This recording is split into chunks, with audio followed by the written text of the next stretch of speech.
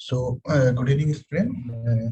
Today we are starting our new subject, that is crop physiology, and today is the class of introductory of crop physiology. Okay, so in the lecture we will discuss about crop physiology.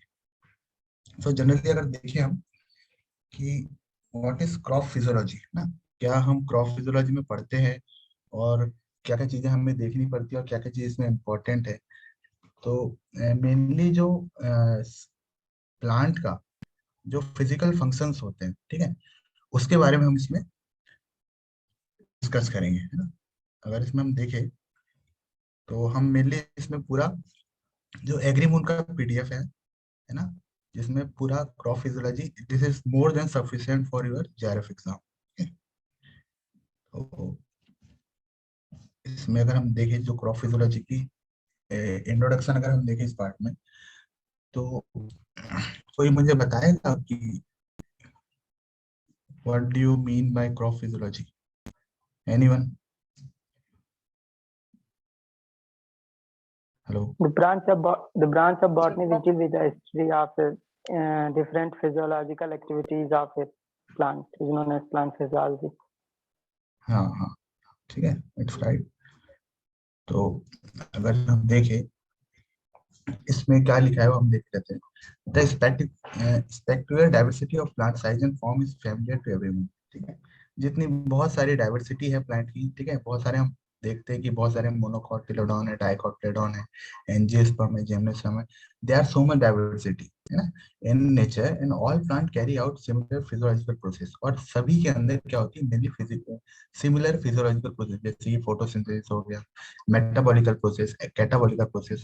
तो ऐसी बहुत सारी physiological process है जो इसके अंदर होती है।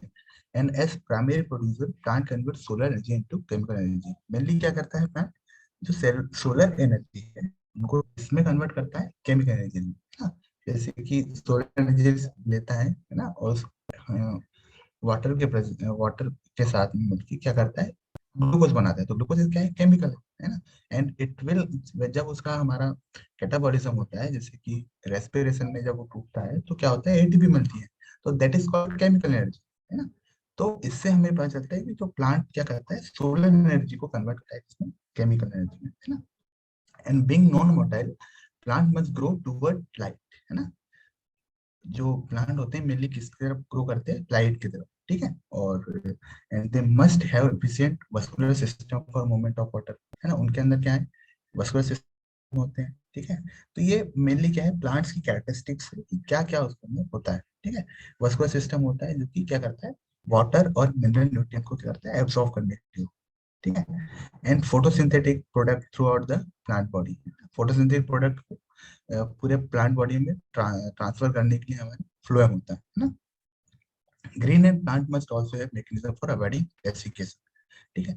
तो ग्रीन जो प्लांट्स होते हैं उनके अंदर बहुत सारे मैकेनिज्म होते हैं, मेनली बहुत सारे मैकेनिज्म होते हैं जो कि डेसिकेशन को अवॉइड करने के लिए, है ना, यूज होते हैं, ठीक है। तो ये जनरल सा इंट्रोडक्शन है फिजियोलॉजी, मतलब प्लांट के बारे में। अगर हम प्लांट फिजियोलॉजी अगर हम पढ़ रहे हैं तो हमें थोड़ा सा प्लांट के बारे में पता होना चाहिए कि प्लांट के अंदर क्या क्या चीजें ऐसी होती है और क्या क्या फिजियोलॉजिकल प्रोसेस होती है जो कि हमें देखनी है ना। जनरल हमें उसका इंट्रोडक्शन पता होना चाहिए। अगर हम प्लांट के बारे में अगर कुछ सोचते हैं तो हमें प्लांट क्या होता है ना, उसके पास क्या क्या चीजें होती है, चीजें हमें दिखनी चाहिए, है ना। इमेजिनेशन अगर हमारे अंदर हो तो हम प्लांट फिजियोलॉजी को बहुत अच्छे से पढ़ सकते हैं, ठीक है। अगर इसमें हम देखें तो आप ये देखिए, इसके अंदर ये जो एक पूरे प्लांट का यहाँ पे स्ट्रक्चर दिया हुआ, principal parts of vascular plant, ठीक है।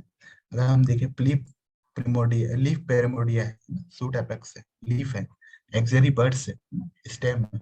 जनरली आपको पता होगा कि क्या स्टेम होती है, क्या रूट होती है, लेटरल रूट्स कौन सी होती है, प्राइमरी रूट्स क्या होती है, टेप रूट्स क्या होती है, तो ये जनरली आपको पता होनी चाहिए, ठीक है। अगर हम देखें, अगर हम अब जाए प्लांट फिजियोलॉजी, तो the meaning of plant physiology refers to the science of properties and function in normal condition।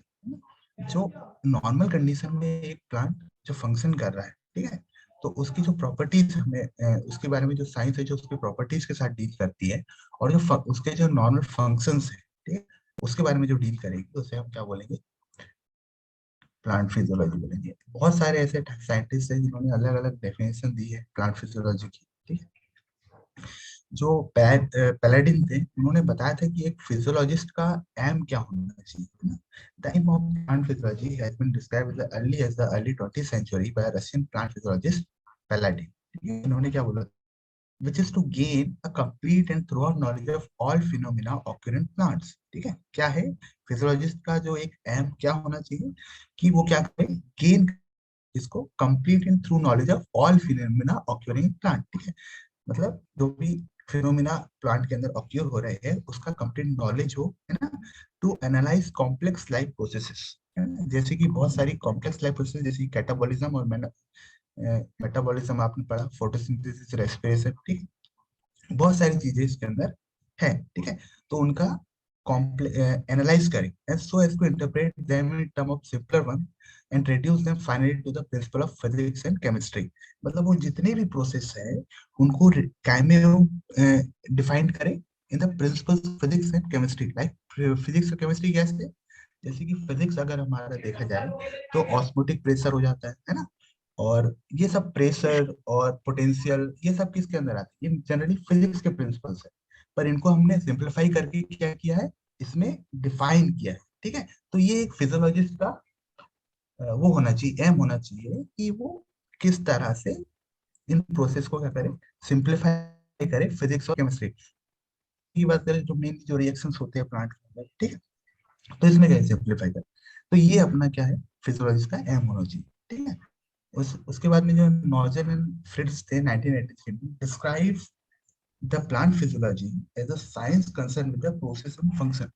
ठीक है, ये एक साइंस है, ठीक है, जो कंसर्न करती है processes and function, the response of plant to change in environment and growth and development the result from responses. ठीक है, ये क्या है, एक साइंस है, ठीक है, जो कंसर्न करती है प्रोसेस एंड फंक्शन, जो भी प्रोसेस और फंक्शन हो रहे हैं, ठीक है, प्लांट के में, in the response of plant to change in environment. ठीक है, जो चेंज हो रहा है एनवायरनमेंट में उसके रिस्पॉन्स में जो प्रोसेस और फंक्शंस हो रही है प्लांट के अंदर, the growth and development of the result from the responses. ठीक है, उस रिस्पॉन्सेस से जिस तरह से ग्रोथ और डेवलपमेंट कर रहा है एक प्लांट, ठीक है, तो उसको हमने प्लांट फिजियोलॉजी के अंदर रखा गया है। ठीक है, ये जो हमारे प्रोसेस और फंक्शंस के बारे में कंसर्न करते हैं जो साइंस, उसे हम क्या बोलते हैं, प्लांट फिजियोलॉजी बोलते हैं। ठीक है, अब आता है, एक होता है प्लांट फिजियोलॉजी और एक होता है crop physiology. Anyone know the difference between crop physiology and plant physiology? Hello? एक मिनट, मुझे ही पूछना पड़ेगा। So in a plant, मतलब they have a economic, in crop they have an economic benefit, and in plant all over benefited and Okay, then. also. No, I am asking you, like, what is difference between plant physiology and crop physiology? What what are you understand about crop physiology and plant physiology? What the difference between that plant physiology and crop physiology? Why we called it crop physiology and why we called it plant physiology?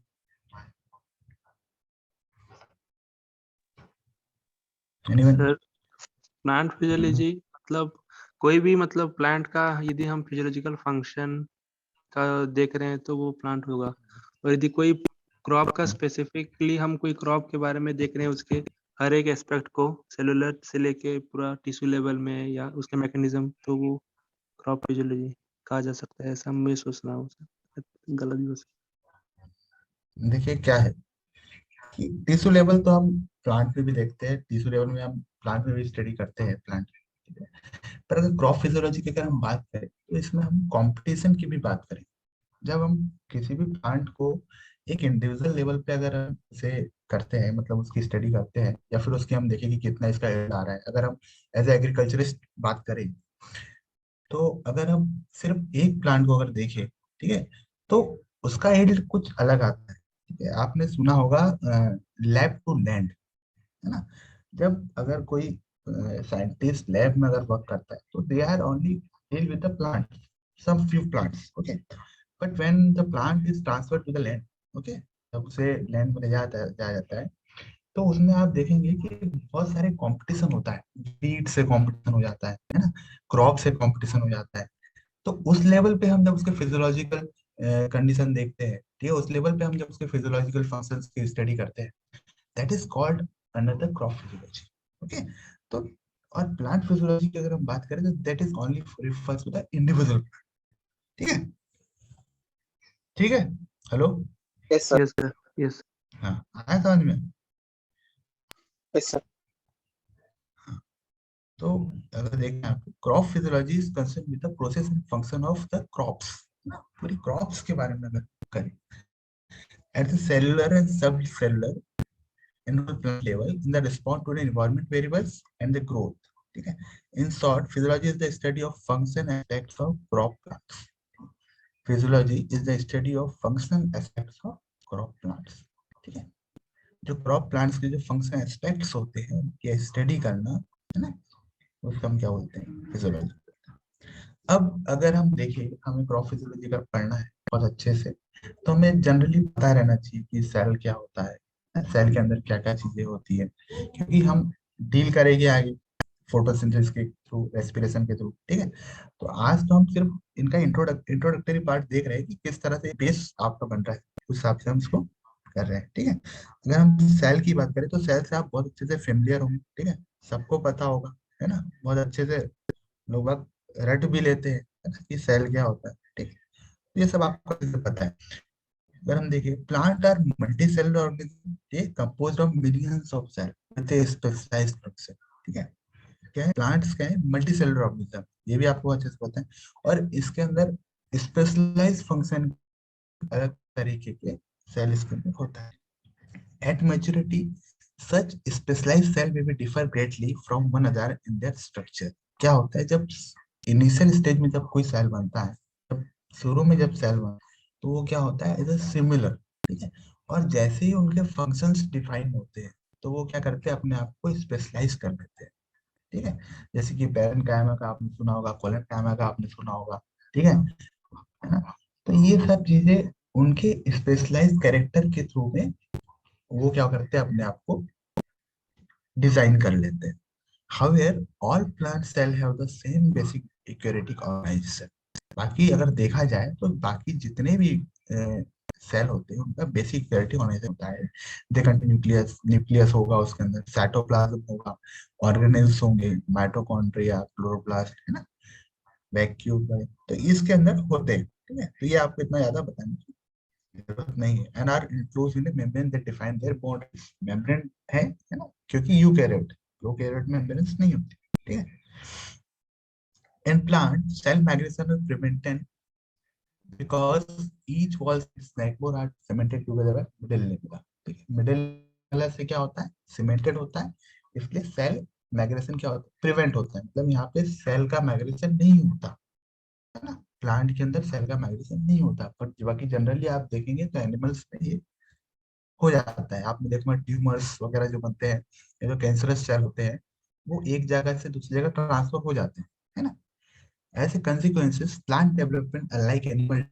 ठीक है, जो plant development होता है वो क्या animal development से different है, depends solely on pattern of cell division, cell interrupt. ठीक है, तो इनका सेल मेनली किसके ऊपर डिपेंड होते हैं, सेल डिवीजन पे और सेल के इनलार्जमेंट पे। या तो सेल डिवाइड होगा या तो सेल क्या होगा, इनलार्ज होगा। ठीक है, plant cell have types of wall, primary and secondary. ठीक है, प्लांट सेल के पास टू टाइप वॉल होती है, प्राइमरी होती है सेल और जनरली जो प्राइमरी सेल वॉल होती है वो थिन होती है और ग्रोइंग सेल्स में होती है। ठीक है, और जो सेकेंडरी सेल वॉल होती है वो थिकर है। ठीक है, and strong then primary wall in a deposit when most cell enlargement has ended. जब पूरा सेल का एनलार्जमेंट हो जाता है, उसके बाद में सेकेंडरी सेल वॉल आती है। और मेनली ये क्या होता है, इसके अंदर लिग्निन होता है ना, in a brittle glue-like material. The evolution of lignified secondary cell wall provided plant the structure reinforcement necessary vertically above the soil and to colonize the land. ठीक है, तो ये जो अपनी जो सेकेंडरी सेल वॉल होती है, ये मेनली क्या है, मैकेनिकल सपोर्ट प्रोवाइड करती है ना। तो इससे क्या होता है कि प्लांट वर्टिकली ग्रो होने में इसको मतलब सहारा देती है। ठीक है, अब ये जो सेल का स्ट्रक्चर है ये आपको बहुत अच्छे से पता होगा, आपने पढ़ा होगा बहुत अच्छे से, ठीक है। इसके अंदर सेल वॉल होती है, प्राइमरी सेल वॉल होती है ना, प्लाज्मा मेम्ब्रेन होती है, माइटोकॉन्ड्रिया है, क्लोरोप्लास्ट है, वैक्यूल है, न्यूक्लियस है, राइबोसोम है, रफ एंडोप्लाज्मिक रेटिकुलम है। अगर नहीं भी पता होगा तो इसको अच्छे से आप देख के एक बार अच्छे से देखिए कि क्या क्या चीजें होती है। ये क्या है, आपको बेसिक थोड़ा सा रिवाइज कर रहा हूँ, इससे क्या होगा कि आपको आगे पढ़ने में थोड़ा सा अच्छा लगेगा, ठीक है। उसके बाद अगर हमें प्रोफिजियोलॉजी पढ़नी है तो प्लांट एनाटॉमी का भी बहुत अच्छे से पता होना चाहिए कि प्लांट एनाटॉमी क्या है ना, उसमें कौन से पैरेन्काइमस सेल है, कोलोनगाइमेटस सेल है, जाइलम वेसल्स है। तो इसके बारे में थोड़ा सा हम देख लेते हैं, ठीक है। There are two categories of seed plant, gymnosperm and angiosperm, ठीक है। ये तो आपको अच्छे से पता है, जिम्नोस्पर्म होता है और एंजियोस्पर्म। जिम्नोस मींस नेक, है ना, इसके बाद, और एंजियोस्पर्म होता है, ठीक है। एंजियोस्पर्म जनरली कॉल्ड के फ्लावरिंग प्लांट, ठीक है। The more advance type of seed plant which dominate the landscape in about 25 2,50,000 species are known, ठीक है। एंजियोस्पर्म की सबसे ज्यादा स्पीसीज है, ठीक है।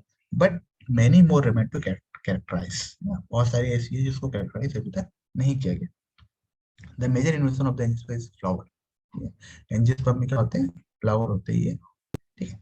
Their major tissue system are found in the flowering plants, ठीक है। इसमें अंदर मेजर टिश्यू सिस्टम होता है। In all plant organ content dermal tissue, ground tissue and vascular tissue. Mainly क्या होता है, डर्मल टिश्यू जो कि क्यूटिकल वगैरह होते हैं, और वस्कुलर टिश्यू में अपना जाता है जाइलम एंड फ्लोएम, ठीक है। और इन दोनों को छोड़ के जो भी हमारे सेल टिश्यू होता है उसे हम क्या बोलते हैं, ग्राउंड टिश्यू बोलते हैं, ठीक है। The vegetative body is composed of three organs: leaf, stem, and root. ये भी आपको बहुत अच्छे से पता होगा कि लीफ होती है, स्टेम होती है, रूट होती है। The primary function of leaf is photosynthesis, ठीक है। क्या होता है, फोटोसिंथेसिस होता है। That of stem is support. Stem क्या होता है, सपोर्ट प्रोवाइड करता है, जिस स्टेम है वो सपोर्ट प्रोवाइड करती है। And that of the root is encourage an absorption of water and minerals. Root का जो काम होता है हमारा क्या होता है, वाटर एंड मिनरल्स को absorb. Leaf are attached to the stem at nodes, ठीक है। कहाँ पे, नोड्स पे अटैच होता है, ठीक है। जनरली सबको ये पता है ना कि नोड्स क्या होता है और इंटरनोड क्या होता है ना। बहुत सारे लोगों को इसमें कंफ्यूजन हो जाता है। एंड किसी को इसमें डाउट तो नहीं है कि नोड्स क्या है और इंटरनोड क्या है? No sir. ठीक है। तो नोड्स वो है जहाँ से एक्सिलरी बर्ड्स निकलती है, और दो नोड्स जो गठाने होती है ना स्टेम के अंदर, ये जनरली आपने देखा होगा, वो क्या है, नोड्स है। और इन दोनों के बीच का जो डिस्टेंस होता है उसे हम क्या बोलते हैं, इंटरनोड्स बोलते हैं, ठीक है। The stem together with its leaf is commonly referred to as the shoot, ठीक है। अब शूट और स्टेम में डिफरेंस पता कर लो, ठीक है। स्टेम क्या होता है, अगर हम लीफ को ना उसके अंदर हम कंक्लूड करें, दैट इज कॉल्ड स्टेम। अगर स्टेम के साथ अगर हम लीफ को भी जोड़ लिया then it is called shoot, okay. ये आपका वही अभी जो बताया था आपको डायग्राम, वो डायग्राम, ठीक है। ये मिडिल लेमेला का है, प्राइमरी बॉल है, ठीक है। अब हम बात करें plant growth is concentrate localised region of cell division called meristems, ठीक है। आपको ये जैसे पता होगा कि मेरिस्टेम जो होता है this is used for the cell division, ठीक है। अगर प्लांट में कोई भी सेल की बात करें तो सबसे पहले हम मेरिस्टेम की बात करते हैं, क्यों, क्योंकि ये क्या करता है, सेल डिवीजन के लिए स्पेशलाइज्ड है। मतलब मेरिस्टेम का मतलब ही होता है सेल डिवीजन, ठीक है। Nearly all nuclear division matters in cell division cytokinesis occur in this meristematic region. जितने भी मेरिस्टेमेटिक रीजन है वहीं पर क्या होता है, सेल डिवीजन होता है। In a young plant the most active meristem are called apical meristem, ठीक है। सबसे ज्यादा या एक्टिव मेरिस्टेम होता है वो कौन सा होता है, अपना एपिकल मेरिस्टेम, ठीक है। Anyone know any other meristem, hello, like intercalary meristem?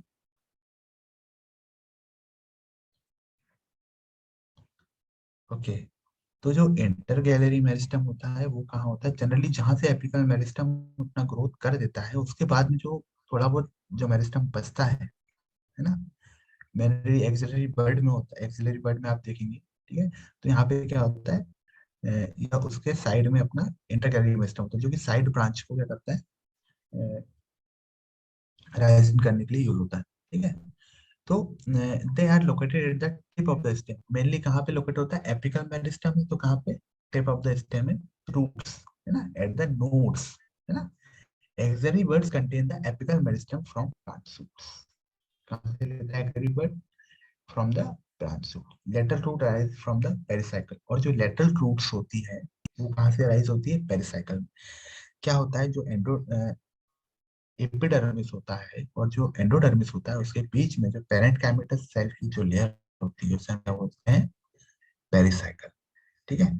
इसमें हाँ ये दिया हुआ है ना, ये जो आपका है दिस इज कॉल्ड पेरिसाइकल। और यहाँ से जो होती है अपनी रूट्स अराइज होती है, लेटरल रूट्स अराइज होती है। And internal meristem, meristematic tissue proximal and overlapping the peristematic region are a zone of cell immersion with the cell increase diametrically in length and width, ठीक है। Pericycle होता है, वहाँ पे क्या आपको देखने को मिलेगा, पेरेंट कैमेटास ओवरलैपिंग देखने को मिलेगी और मेरिस्टेमेटिक रीजन होता है, ठीक है।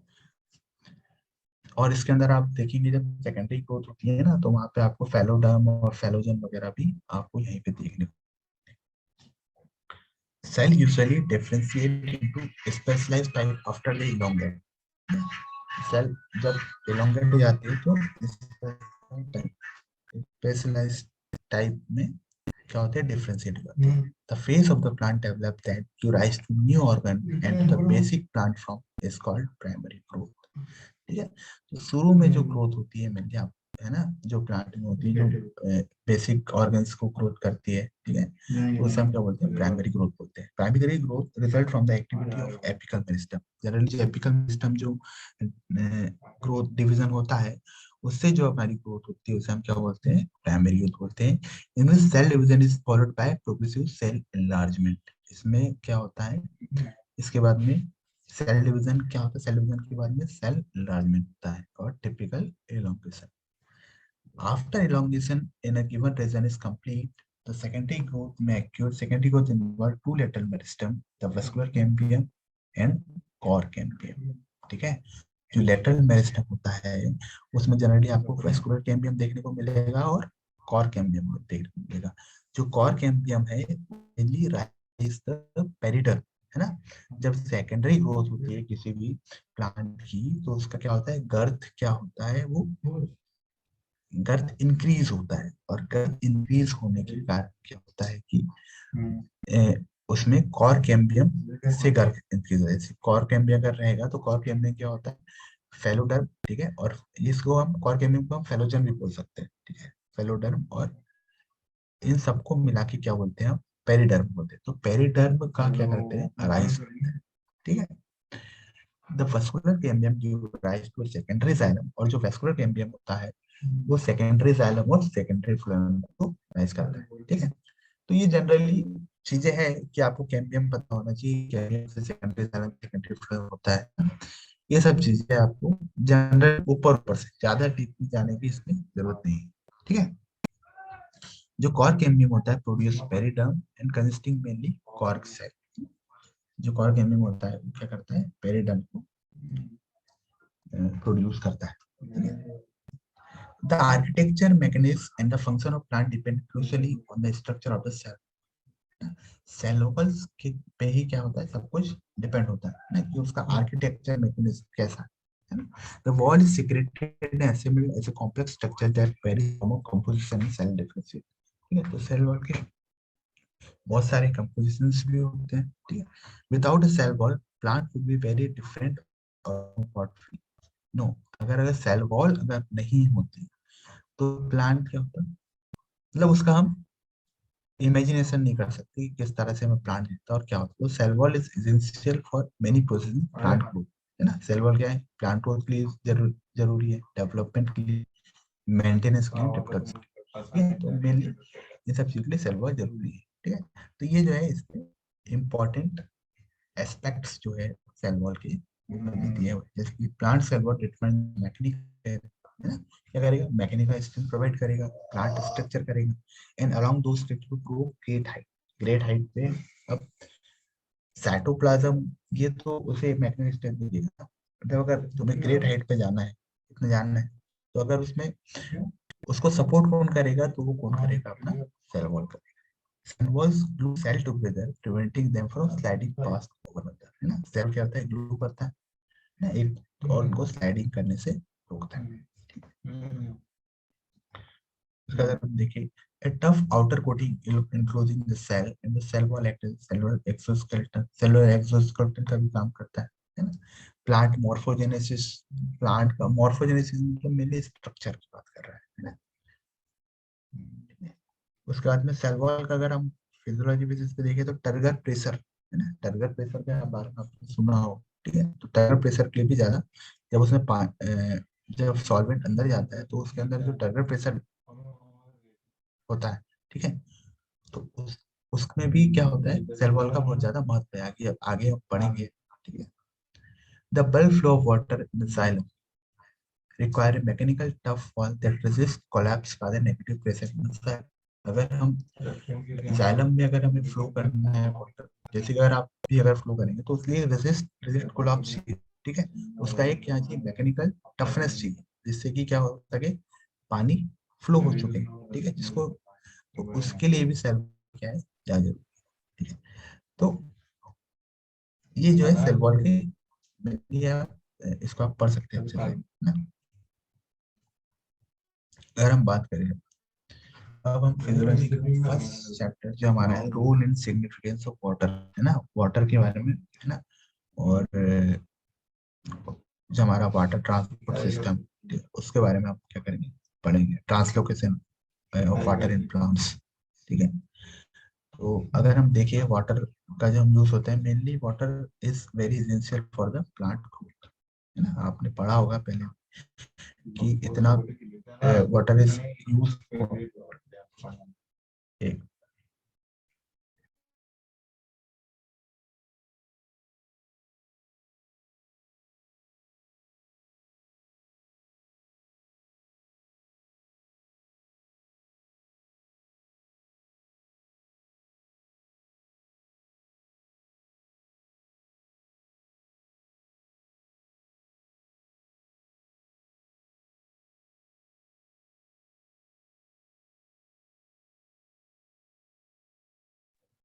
हेलो,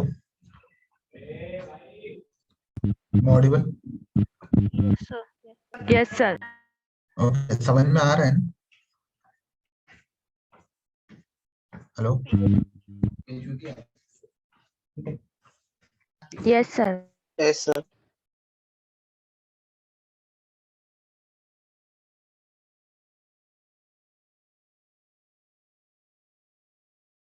तो अगर हम देखें तो हम इसमें क्या देख रहे थे, वाटर ट्रांसलोकेशन इन प्लांट, है ना।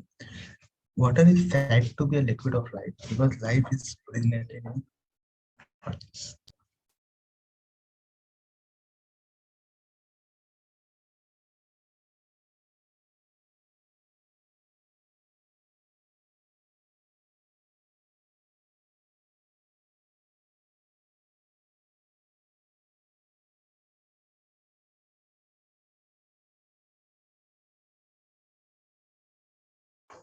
Hello, hello, Yes, sir. हाँ, तो हम पढ़ रहे थे वाटर ट्रांसलोकेशन इन प्लांट, है ना। Water is said to be a liquid of life.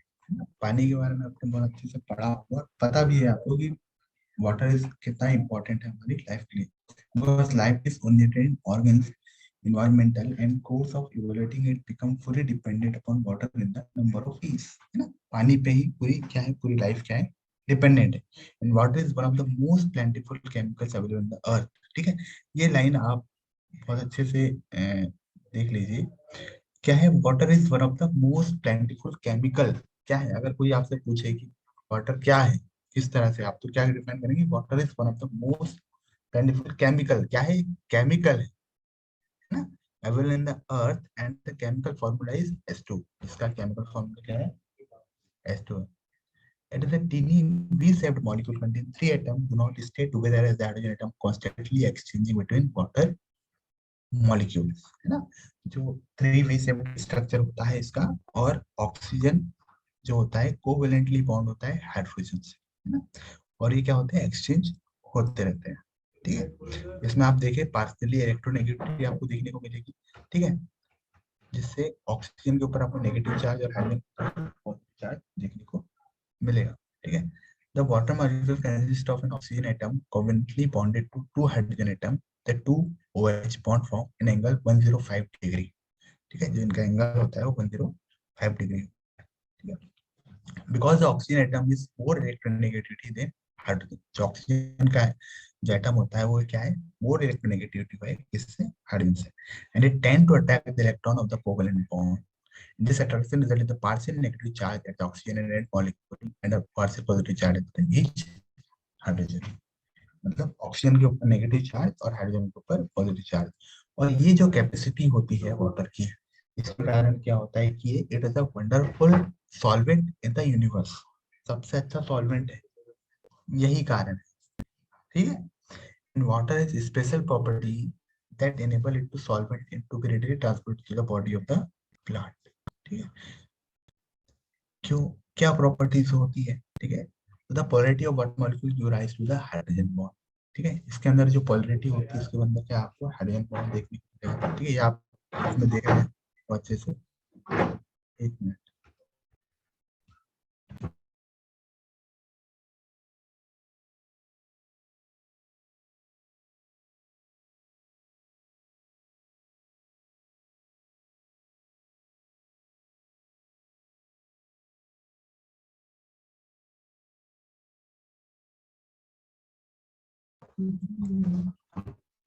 तो हम इसमें देख रहे थे the polarity of water molecule give rise to hydrogen bond and the polarity of water make an excellent solvent. Polarity होने के कारण क्या होता है कि ये बहुत सारे सॉल्यूट में क्या होता है, डिसॉल्व हो जाता है। तो it is used as excellent solvent. The thermal properties of water result for hydrogen bonding. इसके अंदर थर्मल प्रॉपर्टीज हो जाती है हाइड्रोजन बॉन्डिंग के कारण। अब क्या होती है थर्मल प्रॉपर्टीज, है ना, जैसे कि स्पेसिफिक हीट, है ना, लेटेंट हीट, है ना। स्पेसिफिक हीट किसी को पता है क्या होता है specific heat? Hello,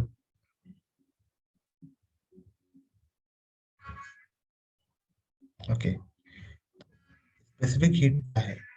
generally it is the, जब हम 1 ग्राम वाटर मॉलिक्यूल को के राइज करने, मतलब 1 डिग्री सेल्सियस राइज करने के लिए जितनी हीट रिक्वायर्ड होती है ना, it is the amount of heat which is used to rise a 1 degree Celsius of 1 gram of water molecule to rise a 1 degree Celsius.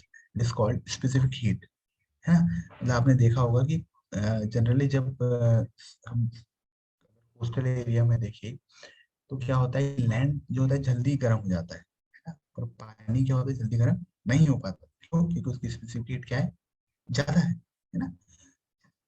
और यही जो होती है ज्यादा अच्छा होता है हमारा सॉल्वेंट के लिए, जैसे कि थर्मल पकड़ वाटर। और इसके कारण क्या होता है कि उसे, जैसे कि अगर हम वाटर अगर हमारा प्लांट के अंदर है, या फिर जो प्लांट उसका यूज करता है, अगर वो जल्दी ही अगर उस हीट को एब्जॉर्व कर ले और अपना जो टेम्परेचर राइज कर ले, तो प्लांट कैसे उस पानी को क्या कर सकता है, एब्जॉर्व करे, है ना। गर्म पानी को तो एब्जॉर्व नहीं कर सकता।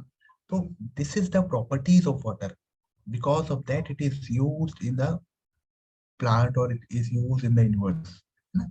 ये कारण है ना, कि अगर कोई जल्दी से अगर गर्म हो जाता है तो फिर उसका यूज हम नहीं कर सकते ना। तो ये ज्यादा अच्छी प्रॉपर्टी है किसकी, हमारे वाटर की, जो कि इसे एक्सीलेंट सॉल्वेंट बनाता है। And the cohesive and adhesive properties of water are due to hydrogen bonding. Hydrogen bonding के कारण क्या होता है, कोहेसिव और एडिसिव प्रॉपर्टी होती है। अब ये कोहेसिव और एडिसिव प्रॉपर्टीज क्या होती है, कोई बताए मुझे? हेलो,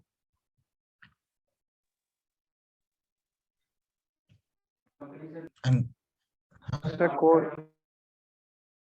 हाँ हेलो, सर ये कोहेसिव रहती है, उसमें सेम मॉलिक्यूल्स के बीच में अट्रैक्शन होता है, और एडिसिव में अलग अलग मॉलिक्यूल्स। हाँ, ये जनरली कहाँ यूज होती है, कुछ पता है? नहीं सर।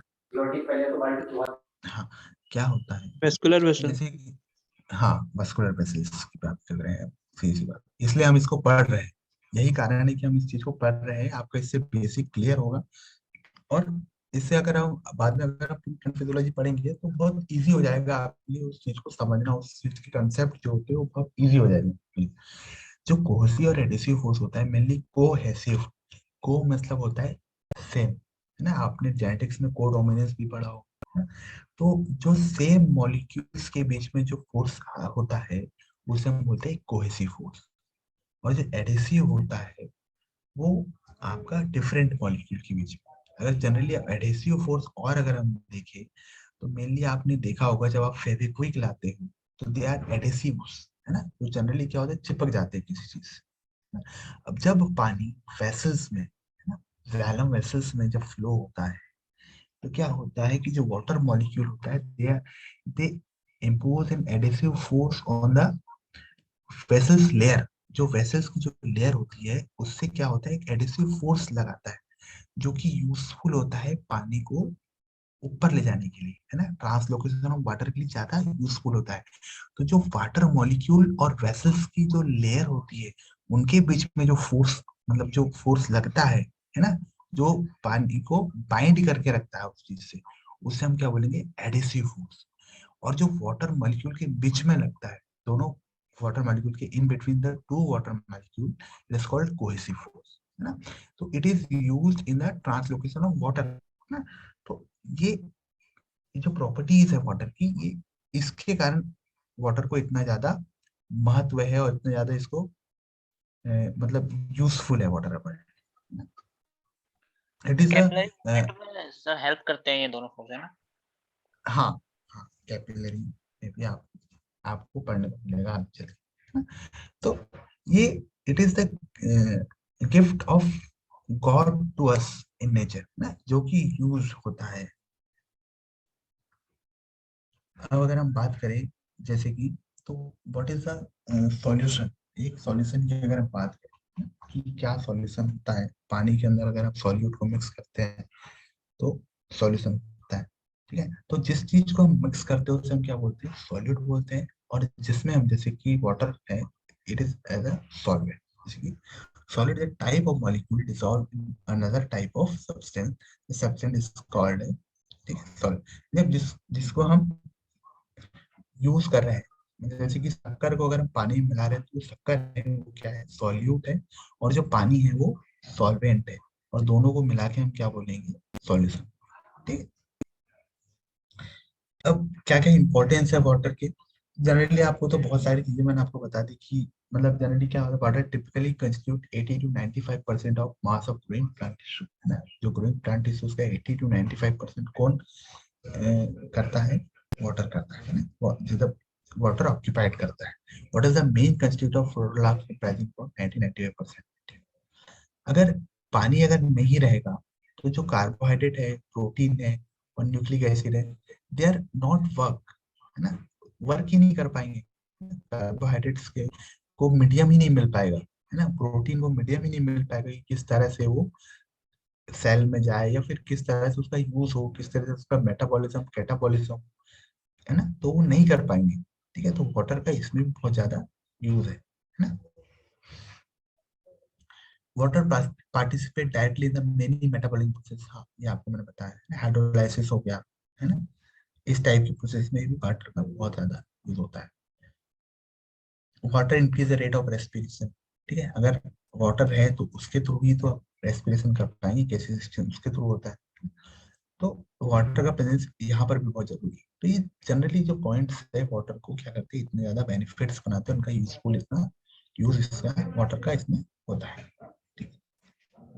अगर हम बात करें कंसंट्रेशन की, concentration they are two type, एक है हाई कंसंट्रेशन और low concentration, high solute concentration and low solute concentration.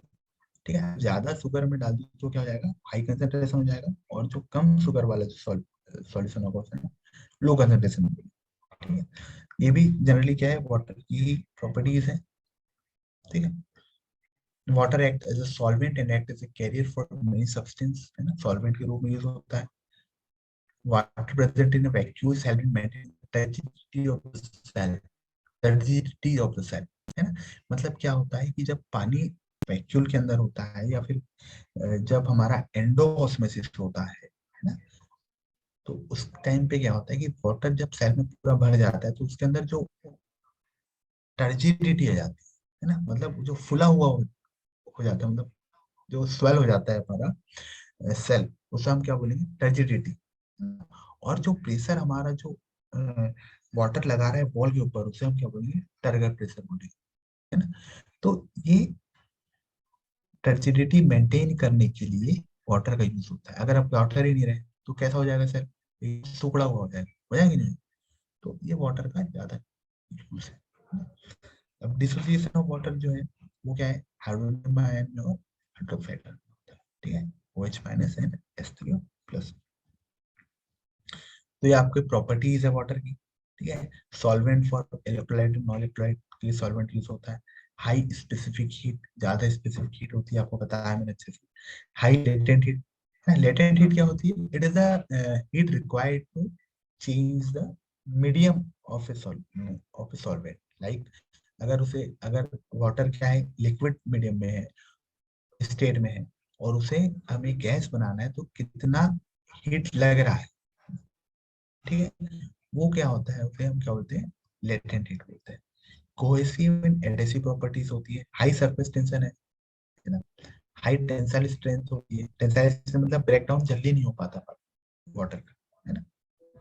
Transparent to visible radiation, मतलब फोटोसिंथेसिस में कोई भी बीच में बाधा नहीं डालता है, ऑब्स्टेकल क्रिएट नहीं करता।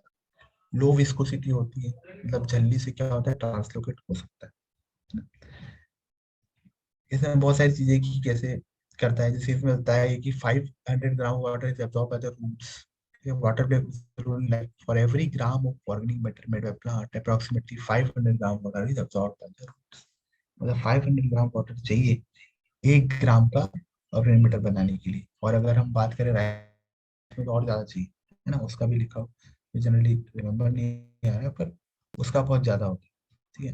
अब अगर हम बात करें डिफ्यूजन क्या होता है, ऑस्मोसिस क्या होता है, एमिशन क्या होता है, ठीक है, कोई एक मुझे बताएगा what is diffusion. Hello, anyone?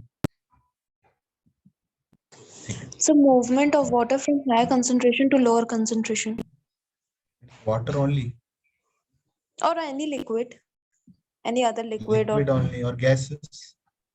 Gases भी yes, है।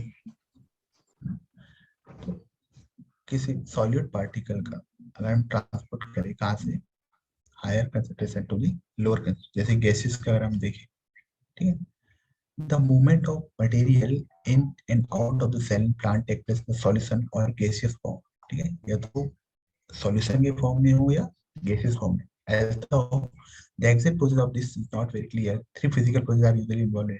They are diffusion, osmosis and imbibition. There are 3 type of process: diffusion, osmosis and imbibition। मतलब सेल के अंदर कोई वाटर जा रही है, गैस जा रही है, बाहर आ रही है, जिसमें generally 3 type of process involve: diffusion, osmosis and imbibition, ठीक है। जैसे कि आप यहाँ पे देख रहे हो, डिफ्यूजन दिखा रहा है higher concentration to lower concentration, ठीक है। And the solid transport is from a left to the right. Movement of the solute is due to the concentration gradient. What is the concentration gradient?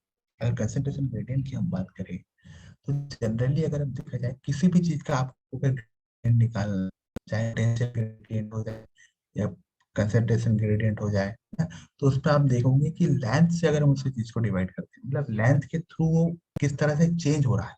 अगर हम यहाँ पे देखें generally इस time पे, यार यहाँ पे क्या ग्रेडियंट ज्यादा है, अगर हम इसे आगे चले यहाँ से इस लेंथ में, तो इसका ग्रेडियंट क्या होता है, लो होते जा रहा है, होते जा रहा है ना।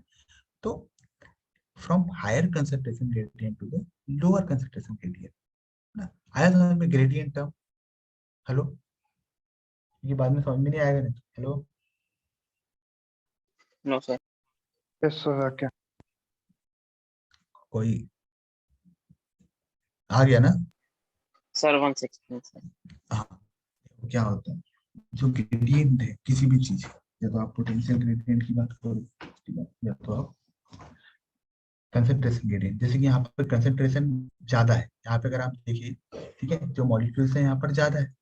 अगर हम यहाँ से from right left to right अगर चलते हैं, यहाँ से अगर जाए, मतलब जैसे dc अपॉन dx है, ठीक है, तो dx it is a distance, है ना, और जो चेंज इन कंसेंट्रेशन, जैसे हम डिस्टेंस कवर करते हैं यहाँ से, अगर ये जो मॉलिक्यूल है, ठीक है, इसका जो डिफ्यूजन हो रहा है, तो यहाँ पर क्या है, हायर कंसेंट्रेशन है सॉल्यूट का, है ना, और अगर हम इस राइट तरफ जाएंगे तो क्या होगा कि धीरे धीरे मॉलिक्यूल को क्या होगा, कंसेंट्रेशन कम मिलता जाएगा, ठीक है, इस मॉलिक्यूल की जगह पे अपने आप को रखो। यहाँ पर क्या है, भीड़ वाला क्षेत्र है बहुत ज्यादा, और अब जैसे जा रहे हो धीरे धीरे, तो आपकी क्या है, जो कंसेंट्रेशन है वो कम होता जा रहा है, भीड़ कम होती जा रही है, तो इस चीज को हम क्या बोलते हैं, कंसेंट्रेशन ग्रेडियंट, है ना, कि लेंथ के साथ साथ उसमें क्या चेंज आ रहा है, कंसेंट्रेशन में लेंथ के साथ साथ क्या चेंज आ रहा है, उसे हम क्या बोलते हैं, concentration gradient. Hello, Thank you, sir.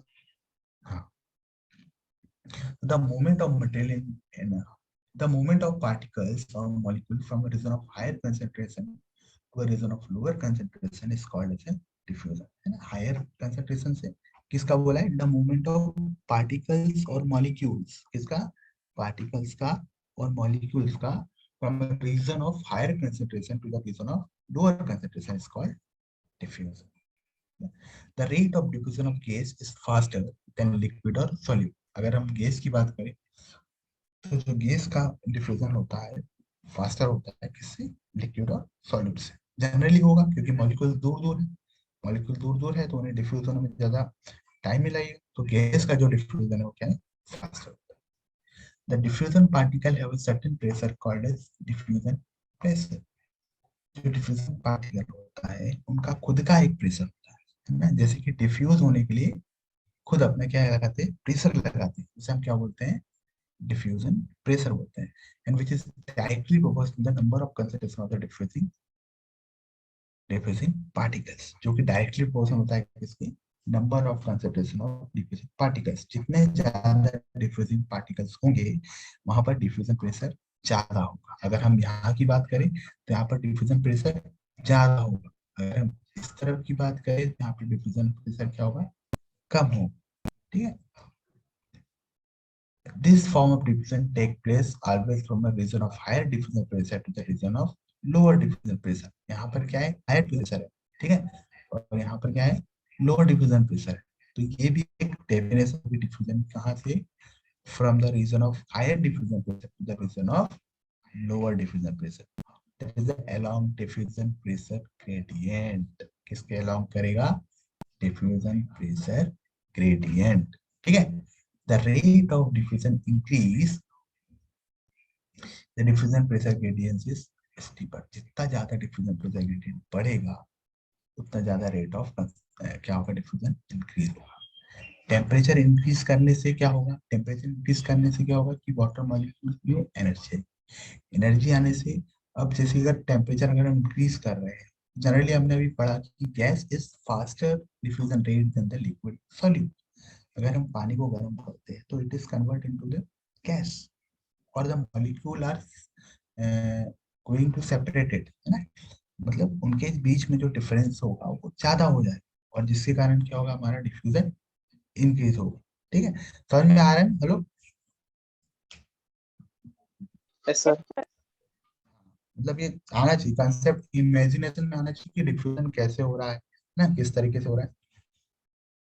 उसके बाद में density of the different particle is less, अगर डेंसिटी कम होगी, जैसे कि गैस की डेंसिटी कम होती है ना, तो डेंसिटी अगर कम होगी then the diffusion is higher, है ना, डेंसिटी अगर कम होगी तो डिफ्यूजन क्या होगा, हायर होगा।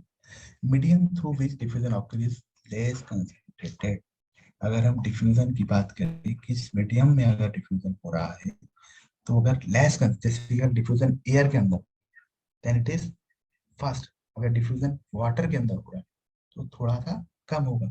क्यों होगा कम, क्योंकि जो मीडियम है वो ऑब्स्टिकल पैदा करेगा, है ना, किसको, जो पार्टिकल डिफ्यूज हो रहे हैं उनको, है ना। Diffusion of more than one substance at the same time in place may be at different rates and different directions, but it is independent of each other. A very common example of gases. जो diffusion अगर एक जगह पे, जैसे कि हम stomata में देखिए तो ऑक्सीजन का भी डिफ्यूजन होता है और कार्बन डाइऑक्साइड का भी डिफ्यूजन होता है ना, है ना। तो वो एक दूसरे पे इंडिपेंडेंट है। The concentration of oxygen and concentration of किसके कारण होता है, from the higher concentration of CO2 to the lower concentration of CO2। और अगर ऑक्सीजन की बात करें तो from the higher concentration of oxygen to the lower concentration of oxygen.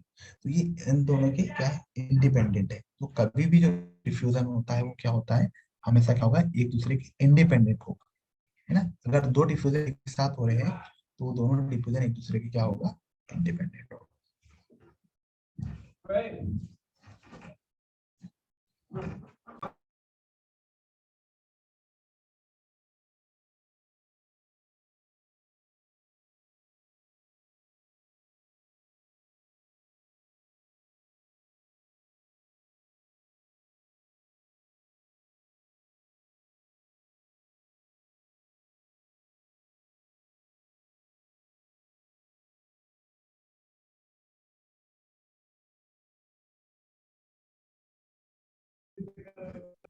हाँ हेलो,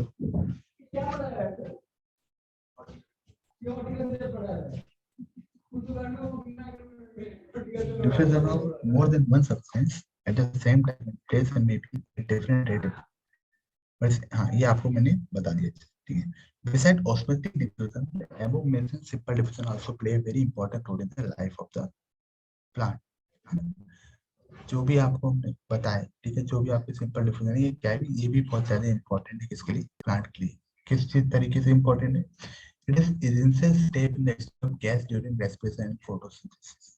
फोटोसिंथेसिस के समय जो गैसेस एक्सचेंज होता है, it is essential for the gases exchange. During passive salt uptake the ion are absorb by the diffusion. अगर passive salt uptake की बात करें तो आयन किसके थ्रू होता है, absorb by the diffusion. And it is important instrumental transpiration of the last step in the. ये जो लाइन आपकी रखी हुई है ये थोड़ी गलत लिखी हुई है इसमें ना, ठीक है, तो इसको हटा लेना, इसको ज्यादा, इसको देख लेना। अब हम बात करें किसकी, ऑस्मोसिस की। What is the osmosis, what is the difference between osmosis, कोई बताएगा? Hello, anyone know about Sir, the difference presence of between? semi-permeable membrane. हाँ, यहाँ पर क्या आएगा, सेमी परमेबल मेम्ब्रेन आएगा, और मेनली किसका ऑस्मोसिस का, solvent particles. The diffusion of solvent molecule into the solution through a semi-permeable membrane is called as osmosis. Sometimes called osmotic diffusion. हम इसे क्या बोल सकते हैं, osmotic diffusion भी बोल सकते हैं। In case there are two solution of different concentration separated by the semi-permeable membrane. अगर दो solution का different concentration की अगर हम अलग अलग रखें, ठीक है, the diffusion of solvent will take place from the less concentration suitable into the more concentrated solution, है ना। यहाँ पे क्या है, the solvent will take place from the less concentrated suitable। जहां पर क्या होगा, ज्यादा पानी होगा, पानी ज्यादा होगा तो कंसंट्रेशन क्या होगा, कम होगा, है ना। अगर जैसे कि हम शक्कर और पानी का घोल बनाते हैं, जहां पर अगर सॉल्वेंट को हम ज्यादा रखेंगे तो वहां पर सॉल्यूट का जो कंसंट्रेशन कम होगा। तो वहां से जो पानी का फ्लो कहाँ पर होगा, हमारा हाई कंसंट्रेशन वाले सॉल्यूशन।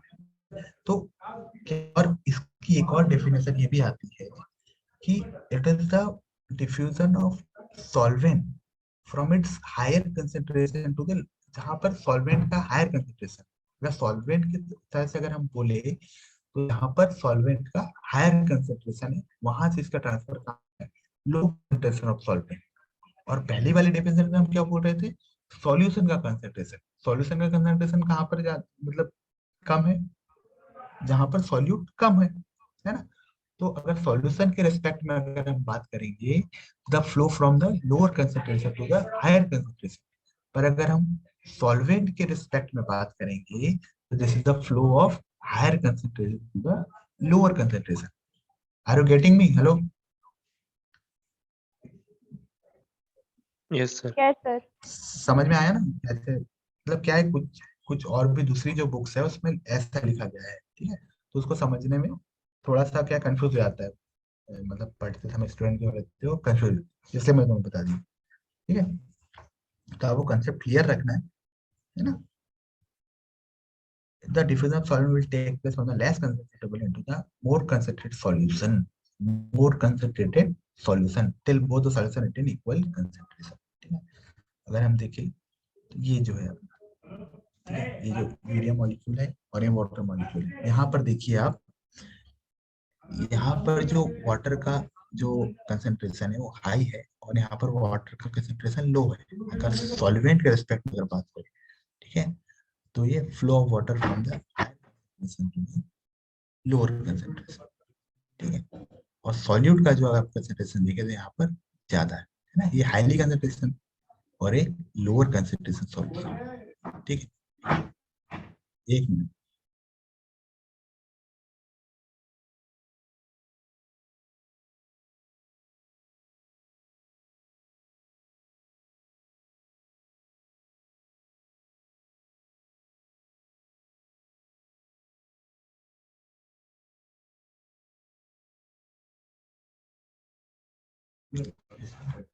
ठीक है।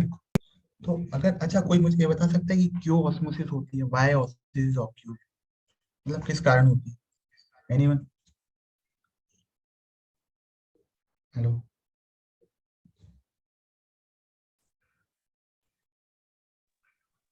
कंसंट्रेशन मेंटेन करने के लिए। तो हाँ ठीक इक्विलिब्रियम है, गेन करने के लिए। हाँ इक्विलिब्रियम। अच्छा ब्राउनिश मूवमेंट पढ़ा है किसी ने? देखो थोड़ा सा फिजिक्स कंसेप्ट है, पर Yes, अगर sir. हम देखें, हाँ देखिए इसमें अगर देखें हम, देखो जैसे कि अगर हमने यहाँ पे अगर ये स्ट्रक्चर आपको दिख रहा है ना अच्छे से, अगर हम इसमें आप देखें जो यूरिया का हम अगर डालते हैं तो ये जितने भी वाटर मॉलिक्यूल्स हैं, ठीक है, ये क्या हो गए, ये अटैच हो गए यूरिया से ना।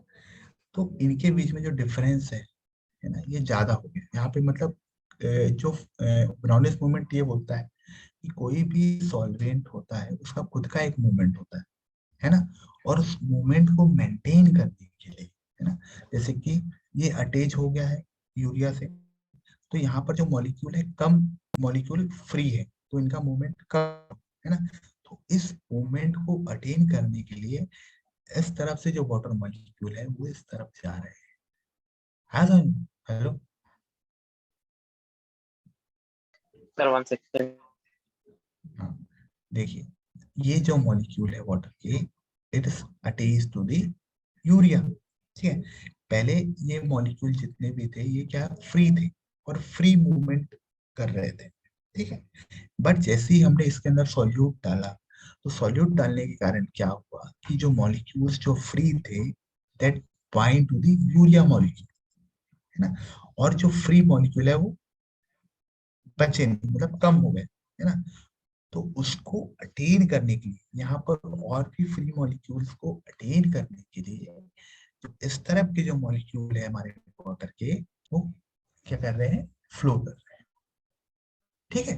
क्योंकि ब्राउनिश मूवमेंट ये बोलता है कि एक सॉल्वेंट का खुद का एक मूवमेंट होता है, ठीक है, उसके जो मॉलिक्यूल्स है फ्रीली मूव करते हैं, ठीक है। Yes, sir. हाँ, अब बात करते हैं ऑस्मोटिक प्रेशर की।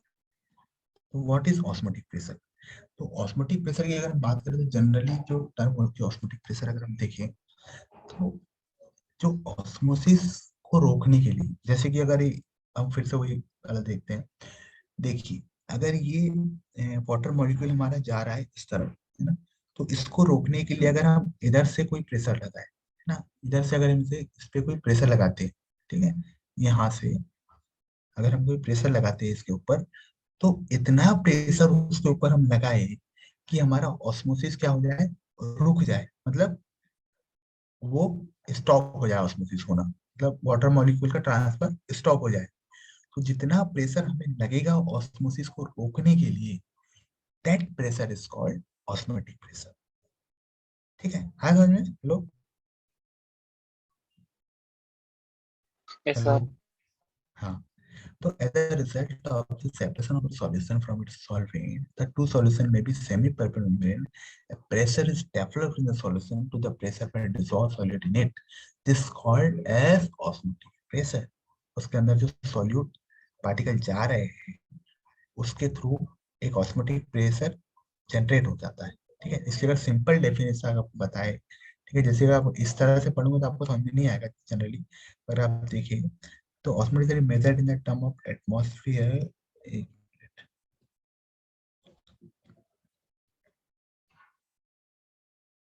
हाँ, ये देखिए, solution stop rising when the weight of column equal to the osmotic pressure. अगर हम वेट ऑफ कॉलम अगर आपको यहाँ पे देखिए, जैसे कि 3% सॉल्ट सॉल्यूशन में डाला गया, ठीक है, तो डिस्टिल वाटर इसके अंदर जा रहा था, पर जैसे ही ये इस पे ऊपर वेट लगाया गया ऑस्मो, ठीक है, ऑस्मोटिक प्रेशर के बराबर, है ना, तो वो वहां पे क्या हुआ, ऑस्मोसिस रुक गया, ठीक है, जिससे हम क्या बोलेंगे, ऑस्मोटिक प्रेशर बोलेंगे।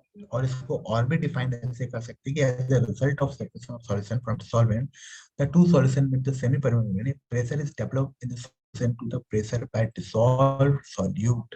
सॉल्यूट के द्वारा क्या होगा, एक प्रेशर सॉल्यूशन के अंदर क्या होगा, अराइज किया जाएगा, डेवलप किया जाएगा। जैसे ही सॉल्यूट उसके अंदर जाएंगे, उसके अंदर क्या होगा, प्रेशर को अराइज किया जाएगा, ठीक है। इस प्रेशर को हम क्या बोलेंगे, ऑस्मोटिक प्रेशर बोलेंगे। Osmotic pressure measured in term of atmosphere and is directly proportional to the concentration of dissolved solute in the solution. Concentration of dissolved solution in the solute in the solution. More concentrated solution has higher osmotic pressure. जितना ज्यादा concentration होगा उसका higher osmotic pressure होगा, ठीक है। Osmotic pressure of a solution is always higher than its pure solvent. अगर pure solvent की अगर हम बात करें, प्योर सॉल्वेंट का जो ऑस्मोटिक प्रेशर होता है उससे ज्यादा होता है किसका, एक प्योर सॉल्वेंट से ज्यादा होता है हमारा जो कि हायर कंसंट्रेट सॉल्यूशन होता है, उसका ऑस्मोटिक प्रेशर क्या होता है, ज्यादा होता है। अगर हम नई बात करें तो during the osmosis the movement of solvent molecule taken place solution osmotic pressure is lower. यहाँ पे ऑस्मोटिक प्रेशर लोअर है into the solution whose osmotic pressure is higher। कहाँ से, लोअर ऑस्मोटिक प्रेशर से द लोअर ऑस्मोटिक प्रेशर अगर है तो क्या होगा, कंसंट्रेशन इज हाइपोटोनिक। अगर ऑस्मोटिक प्रेशर अगर लोअर है, जैसे कि वाटर है, they are three type of solution, hypotonic, hypertonic and isotonic, ठीक है। हाइपोटोनिक का मतलब ये होता है कि उसमें कंसंट्रेशन कम है ना, उसमें अगर जैसे कि अगर हम बात करें, जो हाइपोटोनिक सॉल्यूशन होता है उसके अंदर अगर शुगर का कंसंट्रेशन क्या है, कम है, ठीक है। अब अगर हम जैसे कि नींबू के अंदर अगर हम नींबू को हम अगर नींबू का तो नहीं, जैसे अगर हम किसी भी चीज को, जैसे कि ग्रेप्स को अगर हम करें, ग्रेप्स को अगर हम रखते हैं, जैसे कि चने को अगर हम रखते हैं पानी के अंदर, तो जो पानी क्या होता है, अंदर जाता है। तो क्यों जाता है अंदर, क्योंकि जो बाहर का जो सॉल्यूशन है दिस इज हाइपोटोनिक, है ना, उसके अंदर लेस कंसंट्रेशन है ना, और अंदर का जो मतलब जो सॉल्ट अंदर जो पार्टिकल्स है दे आर हाइपोटोनिक, वहां पर कंसंट्रेशन ज्यादा है। तो from the lower concentration to the higher concentration, है ना, तो जो solution has less concentration is called hypotonic and the solution that is more concentration is hypertonic, ठीक है। जैसे कि अगर हम बात करें, अगर हम ऊपर वाली इमेज देखें, तो ये वाला जो सॉल्यूशन है इस तरफ का, लेफ्ट तरफ का, this hypertonic and the right side of solution is called hypotonic, ठीक है। The movement of solvent molecule taking place from the solution of osmotic pressure is lower। जहाँ पे लोअर ऑस्मोटिक प्रेशर होगा तो क्या होगा, हाइपोटोनिक होगा। The solution with osmotic pressure is higher, कहाँ से, लोअर ऑस्मोटिक प्रेशर से हायर ऑस्मोटिक प्रेशर भी, ये भी इसकी एक डेफिनेशन होती है ऑस्मोसिस की। The movement of solvent molecule taken place from the solution whose osmotic pressure is lower to the solution whose osmotic pressure is higher, ठीक। Osmotic diffusion of solvent molecule will not take place if the two solutions separated by the semi-permeable membrane consider having equal osmotic pressure। अगर दो solvent है, ठीक है, दो solution है और दोनों का कंसंट्रेशन क्या है, इक्वल है, तो हमारा जो ऑस्मोसिस है वो नहीं होगा, और उससे हम क्या बोलेंगे, दे आर आइसोटोनिक, ठीक है। In the plant cell, plasma membrane, tonoplast act is selectively permeable and differentially permeable membrane। देखिए क्या होता है कि जनरली जो हमारी जो मेम्ब्रेन होती है, प्लाज्मा मेम्ब्रेन होती है, they are not a semi permeable membrane, क्योंकि सेमी परमेबल मेम्ब्रेन जो होती है that allow only the solvent particle, that allow only the solvent particles, ठीक है। जो हमारी जो प्लाज्मा मेम्ब्रेन होती है दे आर सिलेक्टिवली परमेबल, है ना, जो कुछ कुछ स्पेसिफिक पार्टिकल्स को क्या होती है अपने अंदर से पास होने देती है, ठीक है। अब बात करते हैं एंडोऑस्मोसिस की। Of a living plant cell is placed in a water of hypotonic solution. Hypotonic solution के अंदर हम लिविंग प्लांट सेल को रखते हैं तो क्या होगा, वो कोई स्लोअर, ठीक है, जिस सॉल्यूशन को अगर रखें हाइपोटोनिक सॉल्यूशन में अगर रखेंगे उसका ऑस्मोटिक प्रेशर क्या है, लोअर है, and is lower than cell sap, जो सेल का जो सेप है, ठीक है, जैसे कि मैंने चने की बात करी, या फिर कोई भी अगर सेल को रखते हैं तो जो ऑस्मोटिक प्रेशर उसका लोअर है और सेल सेप का ऑस्मोटिक प्रेशर क्या है, हाई है, ठीक है। अगर हाइपोटोनिक सॉल्यूशन में अगर हम रखते हैं तो क्या होगा, endosmosis, water in term into the cell sap by osmosis in the process called endosmosis. उसे हम क्या बोलेंगे, क्योंकि पानी कहाँ आ रहा है, अंदर, तो उसे हम क्या बोलेंगे, एंडो, एंडो मतलब होता है इन, ठीक है, endosmosis. As a result of entry of water with the cell safe, a pressure is developed, which pressure the protoplasm against the cell wall become turgid. अब जो प्रेशर, जैसे अगर पानी अंदर आता है, ठीक है, तो पानी जो है अपना वो क्या करेगा, एक प्रेशर लगाएगा वॉल के ऊपर, जिससे हम क्या बोलेंगे, टर्गर प्रेशर, क्या बोलेंगे उसे हम, टर्गर प्रेशर, ठीक है। और उस टर्गर, आपने ये तो पढ़ा होगी, एवरी न्यूटन्स का थर्ड लॉ जो होता है हमारा, एवरी एक्शन है इक्वल एंड अपोजिट रिएक्शन। जैसे जो हमारा सॉल्वेंट है, सॉल्यूशन जो हमारे अंदर आया है, वो जैसे ही वॉल के ऊपर जो प्रेशर लगाएगा उसके अपोज में एक और प्रेशर क्या होगा, जो उसकी वॉल है वो सॉल्यूशन पे लगाएगी, जिससे हम क्या बोलेंगे, वॉल प्रेशर, ठीक है। जैसे conjugate of the turgor pressure is a wall pressure which is exerted by the elastic cell wall against the expanding protoplast at a given time. Turgor pressure equal to the wall pressure, जो turgor pressure होता है वो equal होता है किसके, wall pressure के, ठीक है। बात करें एक्सोऑस्मोसिस की। If one on the other hand the plant cell is placed in a hypertonic solution, hypertonic solution मतलब जिसका ऑस्मोटिक प्रेशर हायर हो सेल से, the water cover out the cell shape into the outer solution, the cell become flaccid, क्या होगा, एक्सोऑस्मोसिस होगा और cell क्या होगा, पूरा फ्लैसिड हो जाएगा, मतलब सिकुड़ जाएगा, और tissue will remain as such in acid. और अगर हम इसे आइसोटोनिक सॉल्यूशन में रखते हैं तो कुछ असर नहीं पड़ता, ठीक है। तो इसमें अगर हम देखें तो ये सिग्निफिकेंस है अपने ऑस्मोसिस का।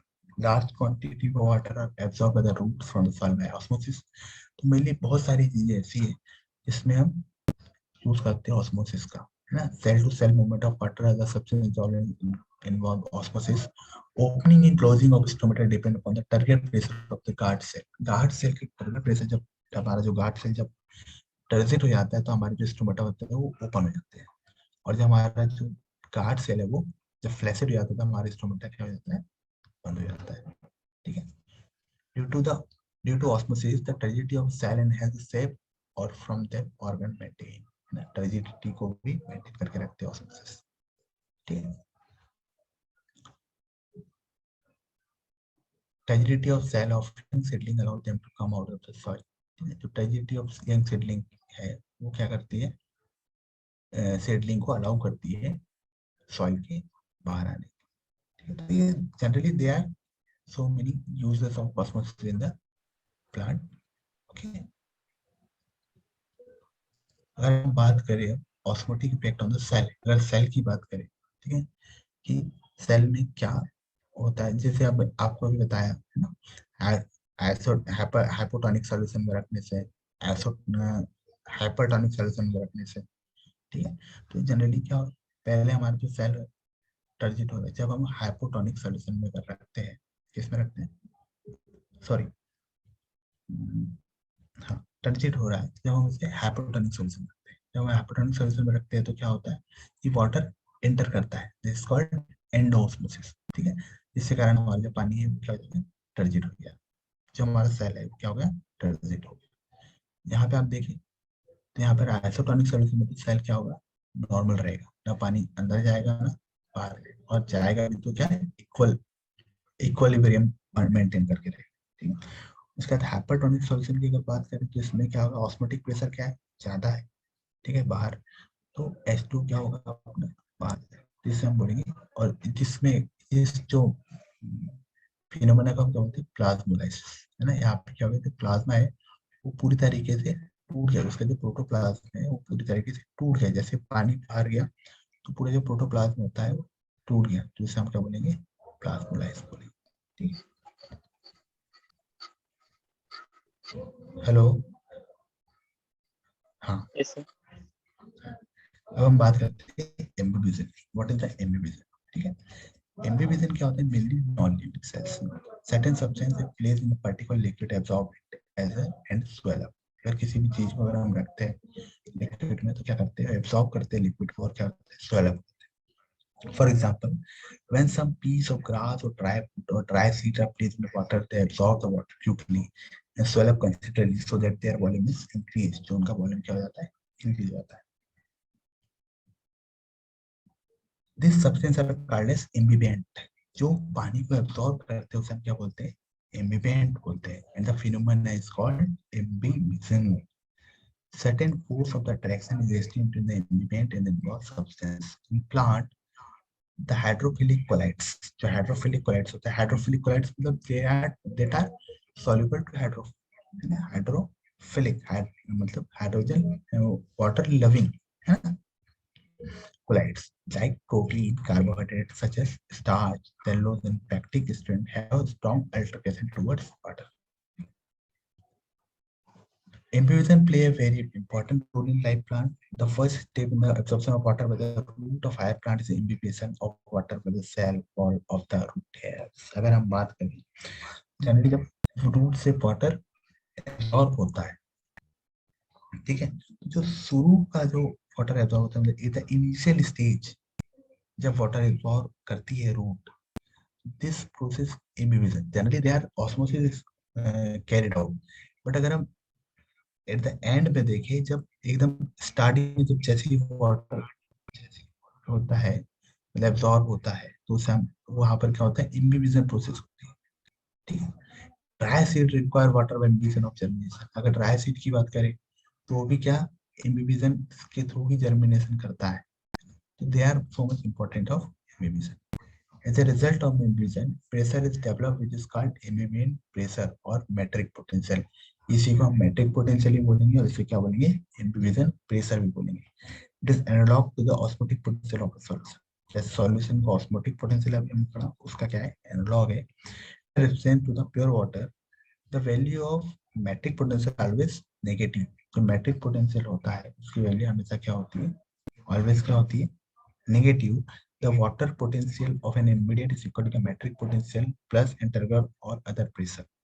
ठीक है, जो हमारा जो वाटर पोटेंशियल होता है, ठीक है, किसी भी लिक्विड का इक्वल होता है किसके, मेट्रिक पोटेंशियल के प्लस टर्गर प्रेशर। क्या होगा, matric potential plus turgor pressure. अगर हम जो हमारा टर्गर प्रेशर और अदर प्रेशर जैसे प्रेशर पोटेंशियल बोलते हैं, उसको अगर हम नहीं करें कन्फाइन, मेट्रिक पोटेंशियल होगा वो किसके इक्वल होगा, वाटर पोटेंशियल के इक्वल होगा। ठीक है, तो ये जनरली हमारा क्या था, एम्बिबिशन था ना। तो ये तीन प्रोसेस जो आपकी है, डिफ्यूजन, ऑस्मोसिस है, एम्बिबिशन। ठीक, और भी हम जो फोर्सेस प्रेशर्स जो होते हैं उसके बारे में हम आगे पढ़ेंगे। अब अगर हम बात करें प्लाज्मोलाइसिस की, ठीक है, तो प्लाज्मोलाइसिस के बारे में आपको बताया हमने प्लांट सेल और टिश्यू प्लेस में हाइपरटोनिक सॉल्यूशन। किसी भी प्लांट को अगर हम हाइपरटोनिक सॉल्यूशन वाटर में रखते हैं from the cell sap into the outer solution, क्या होता है, solution water cover out from the cell sap into the outer solution, exosmosis and the protoplasm begin to sprinkler contact the protoplasm separate from the cell wall as well as spherical form. The phenomenon is called plasmolysis. जैसे पानी बाहर निकल गया तो हम क्या बोलेंगे, plasmolysis बोलेंगे। An incipient plasmolysis stage where protoplasm began to contact from the cell wall. जो हमारा जैसे ही कांटेक्ट होने लगा, है ना, जैसे ही मतलब शुरू की जो शुरुआती स्टार्टिंग जो प्लाज्मोलाइसिस हम क्या बोलते हैं, इंसिपिएंट प्लाज्मोलाइसिस बोलते हैं। ठीक है, ये इंपॉर्टेंट पॉइंट इसको याद रखिए। If a plasmolized cell in tissue is placed in the water, the process of endosmosis takes place. जैसे ही हमने प्लाज्मोलाइज्ड सेल को हमने पानी में रखा, वाटर में रखा, तो एंडोस्मोसिस टेक प्लेस. मतलब वाटर कहाँ जाएगा? In the cell. Okay, water enter into the cell. The cell become turgid and the protoplasm again assume its normal safe position. This phenomena is called deplasmolysis. है ना? क्या बोलेंगे उसे? Deplasmolysis. पहला हमारा था प्लाज्मोलाइसिस और दूसरा था हमारा डीप्लाज्मोलाइसिस. इसका डायग्रामेटिक व्यू है, ठीक है. और ये जनरली जो है अपने एडवांटेज है प्लाज्मोलाइसिस की. It indicate the semi permanent nature of the plasma membrane, है ना. ये इंडिकेट करता है कि सेमी परमानेंट नेचर है, ठीक है. It is used to determine the osmotic pressure of the cell sap का ऑस्मोटिक प्रेशर डिटरमाइन करने के लिए हम प्लाज्मोलाइसिस करते हैं. Plasmolysis used in salting the meat fish, ठीक है. जैसे मीट फिश को अगर हम सॉल्ट कर देते हैं, adds to consider sugar solution to jam daily check the growth of fungi. मतलब जो फंगी बैक्टीरिया में सॉल्ट अगर हम ऐड करेंगे, जो फंगी बैक्टीरिया क्या जो हमारा जो प्रोटोप्लाज्म वो बाहर जाएगा, मतलब वो प्लाज्मोलाइज्ड हो जाएंगे. क्यों हो जाएंगे? क्योंकि सॉल्ट ऐड करने से जो जैम और जेली में वो क्या हो गया है? वो हो गया है हमारा हाइपरटोनिक सॉल्यूशन, है ना. ठीक है, तो इतना हम आज इतना तक हम आज रहने देते हैं, ठीक है. ठीक है, फिर हम नेक्स्ट क्लास करेंगे इसका आगे. Hello hello, Yes. है ना. आपको कोई क्वेश्चन है तो आप पूछ सकते हो.